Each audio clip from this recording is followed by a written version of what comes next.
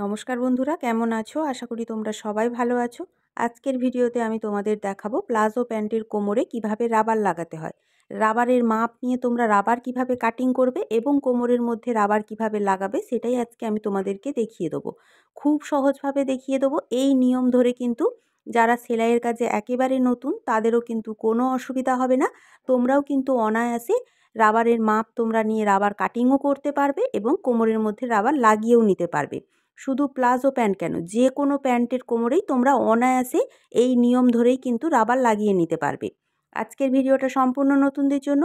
নতুন হয়ে থাকলে ভিডিওটা স্কিপ না করে তোমরা পুরো ভিডিওটা দেখো। আশা করি তোমরা ভিডিওটা দেখলে শিখতে পারবে। আর আমার ভিডিওটা যদি তোমাদের ভালো লেগে থাকে তাহলে তোমরা অবশ্যই আমার চ্যানেলটিকে লাইক, শেয়ার, সাবস্ক্রাইব করো। আমার পাশে থেকো। চলো তাহলে দেখে নিই।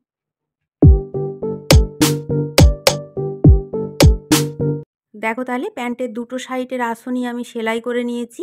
ভেতর দিয়ে সেলাই করে ওপর দিয়ে চাপ সেলাই দিয়ে নিয়েছি। এরপর যেটা করতে হবে, আমাদের যে কোমর রয়েছে কোমরটাকে কিন্তু এইভাবে সমান করে রাখতে হবে। আসন দুটো প্রথমে সেলাই করে নেবে, নিয়ে এইভাবে কোমরটা সমান করে রাখবে। এরপর দেখো তাহলে এখানে আমি রাবার নিয়ে নিয়েছি। আমার রাবারের চওড়া রয়েছে 1 ইঞ্চি। আমি এখানে 1 ইঞ্চি চওড়া রাবার ব্যবহার করছি। তোমরা যদি চাও এখানে 1.5 ইঞ্চি চওড়া রাবার ব্যবহার করতে পারো।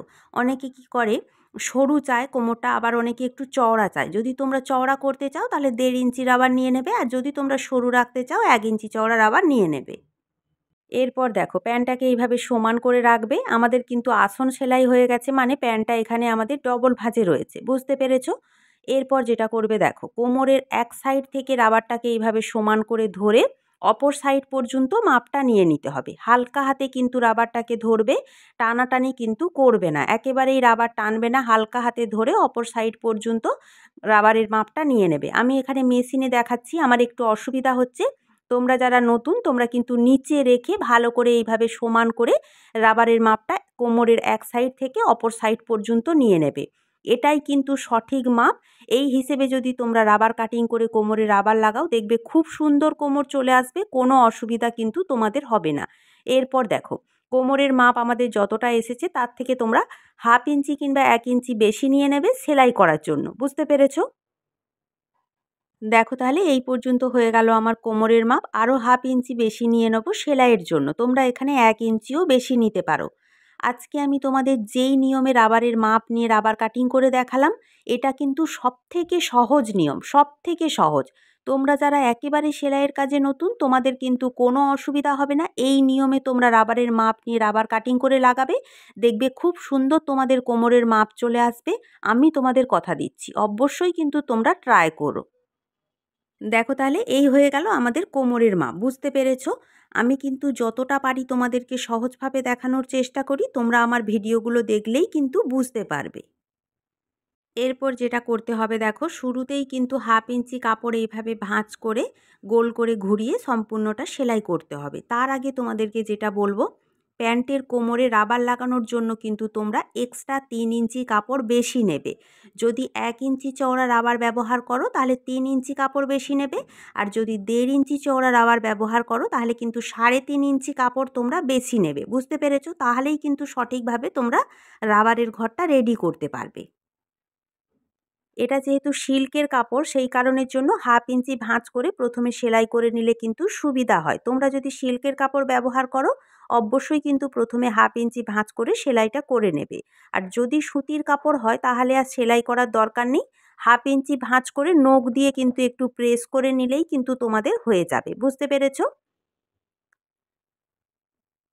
দেখো তাহলে 1/2 ইঞ্চি ভাঁজ করে সম্পূর্ণটা সেলাই করে নিয়েছি। এরপর যেটা করতে হবে একটু ভালো করে দেখো, এখানে যে 1/2 ইঞ্চি ভাঁজ করে নিয়েছিলাম ওখান থেকে ফিতে ধরে 2.5 ইঞ্চিতে দাগ দিয়ে নিতে হবে। কেন আমি 2.5 ইঞ্চিতে দাগটা দেবো?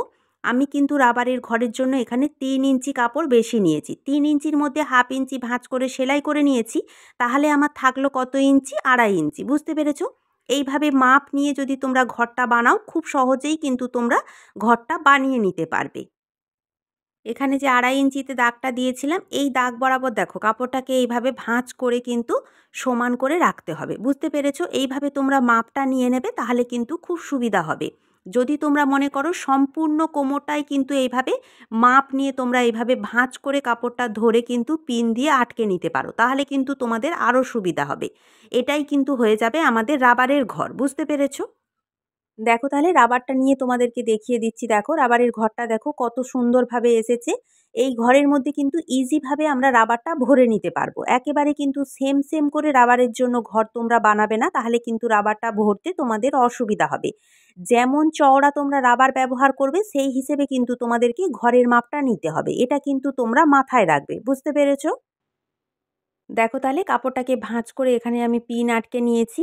আমি এখানে একটা পিন আটকেছি। তোমরা যদি মনে করো এখানে সম্পূর্ণ কোমরটাই এভাবে কাপড়টাকে ভাঁজ করে নেবে, নেওয়ার পর কিন্তু ভালো করে পিন দিয়ে আটকে নেবে, তাহলে কি হবে তোমাদের সেলাই করতে সুবিধা হবে। বিশেষ করে যদি সিল্কের কাপড় হয় তাহলে তোমরা এইভাবে পিন দিয়েই আটকে নেবে।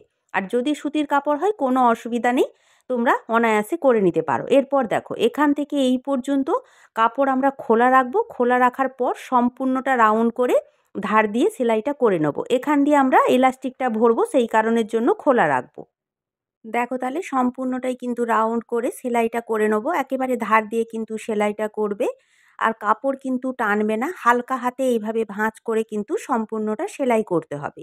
তোমাদের হয়তো মনে হতে পারে যে আমি হয়তো কথা একটু বেশি বলছি, কিন্তু না, কথার মাধ্যমেই কিন্তু তোমাদেরকে বোঝানোর চেষ্টা করি। তোমরা যদি আমার কথাগুলো একটু মন দিয়ে শোনো তাহলেই কিন্তু তোমরা বুঝতে পারবে। আমি তো তোমাদের কাছে নেই, যেহেতু দূরে রয়েছি, তাই তোমাদেরকে কথার মাধ্যমেই কিন্তু বোঝানোর চেষ্টা করি। দেখো তাহলে সম্পূর্ণটা রাউন্ড করে সেলাই করে নিয়েছি। এখানে কিন্তু কিছুটা অংশ খোলা রেখেছি। আমার কিন্তু রাবারের ঘরটা রেডি হয়ে গেছে। তোমরা এইভাবে সেলাইটা করে নেবে। এরপর দেখো রাবার নিয়ে নেবে, একটা সেফটি পিন নেবে। রাবারের মধ্যে এইভাবে সেফটি পিনটাকে আটকে নেবে। নেওয়ার পর দেখো এখানে যে খোলা অংশটা রেখেছি, এই খোলা অংশের মধ্যে দিয়েই কিন্তু রাবারটাকে ভরে নিতে হবে। দেখো ঠিক এইভাবেই কিন্তু সেফটি পিনটাকে হাতে ধরে তোমাদেরকে কিছুটা কিছুটা এগিয়ে নিয়ে যেতে হবে কাপড়টাকে, আর নিচের দিকের কাপড়টাকে হাত দিয়ে কিছুটা করে টান দিতে হবে। দিলেই কিন্তু আমাদের রাবারটা ভরে যাবে। একটু খেয়াল রাখবে রাবারটা যেন গুটিয়ে না যায়। চওড়া করেই কিন্তু রাবারটাকে ভরতে হবে, বুঝতে পেরেছো? অল্প অল্প করে কাপড় নিয়ে এইভাবে সম্পূর্ণটা ভরে নেবে। দেখো নিচের দিকের কাপড়টা টান দেবে, দিলেই কিন্তু রাবারটা ভরে যাবে। আমরা যেভাবে সায়ার কোমরে এবং প্যান্টের কোমরে দড়ি ভরি, ঠিক সেইভাবেই কিন্তু রাবারটা ভরে নিতে হবে। দেখো তাহলে সম্পূর্ণ রাবারটা কোমরের মধ্যে ভরে নিয়েছি। এরপর যেটা করতে হবে রাবারটা সেলাই করে নিতে হবে। তাহলে কিভাবে সেলাই করবে একটু ভালো করে দেখো। দুটো রাবার এইভাবে মুখোমুখি ধরে কিন্তু সেলাইটা করবে না, বুঝতে পেরেছো? একটার ওপর একটা রেখে কিন্তু সেলাইটা করতে হবে। আর তোমরা একটু ভালো করে দেখে নেবে দুটো সাইডে রাবারের চওড়াটা যেন একই দিকে থাকে, রাবারটা ঘুরে যেন না যায়, বুঝতে পেরেছো? একই দিকে এইভাবে চওড়া রেখে একটার ওপর একটা এইভাবে রাখতে হবে। রাখার পর অনেকগুলো করে তোমাদেরকে এখানে গিট সেলাই দিয়ে নিতে হবে, যাতে রাবারটা কখনো খুলে না যায়। একটু ভালো করে লক্ষ্য করে দেখো, আমি কিন্তু কাছ থেকে দেখানোর চেষ্টা করছি। ঠিক এইভাবেই কিন্তু তোমরা চাপ সেলাইটা দিয়ে নেবে। অনেকগুলো করে এখানে চাপ সেলাই দিয়ে নেবে, তাহলে দেখবে এখানে অনেকটা গিট পড়ে যাবে। রাবার কিন্তু যতই টানাটানি হোক না কেন কখনো কিন্তু খুলবে না। দেখো তাহলে এখানে আমি গিট সেলাই দিয়ে নিয়েছি। কত সুন্দর টাইট হয়ে গেছে দেখো। যতই টানো সেলাই কিন্তু খুলবে না। তোমরা কিন্তু এইভাবে মজবুত করে গিট সেলাইটা দিয়ে নেবে। এরপর যেটা করতে হবে দেখো, কাপড়টাকে এইভাবে টেনে সম্পূর্ণ রাবারটা ভেতরে ভরে নিতে হবে। দেখো এইভাবে টেনে টেনে রাবারটা ভরে নেবে। নেওয়ার পর কোমরটাকে এইভাবে ভালো করে টেনে কাপড়টাকে সেট করে নিতে হবে। দেখবে কোথাও যেন কুচি এক জায়গায় জোটো হয়ে না থাকে। ভালো করে আমি যেমনভাবে টানছি এইভাবে টেনে টেনে কাপড়টাকে প্রথমে তোমরা সেট করে নেবে।